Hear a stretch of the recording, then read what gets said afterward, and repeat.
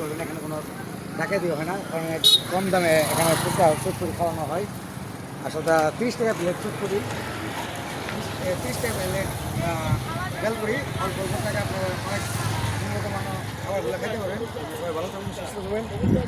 চলে আসলাম, এদিকে আসলাম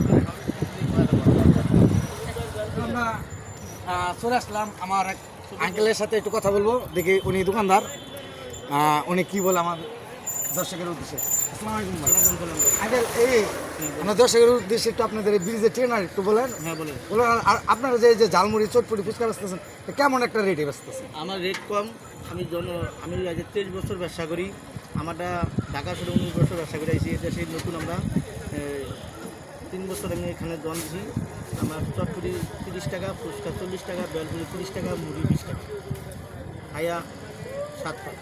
তো গাইস, আমরা খাইছি বাপ বেটি দুজনে, খাওয়ার পরে অনেকটা ভালো লাগছে। এই কারণে বললাম যে ভাইয়ের একটু একটা ভিডিও বানাই, তো আপনারা চলে আসবেন। আচ্ছা ভাইয়া, এই যে ঠিকানাটা কি আর কীভাবে আসবে একটু বলুন। চরবাদানের ব্রিজ, নতুন ব্রিজ। চরবাদানের নতুন ব্রিজ।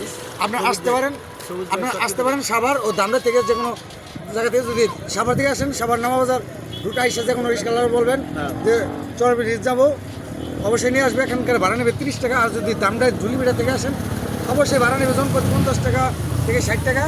তো চলে আসবেন এই জায়গা, আমি তুলে দিলাম।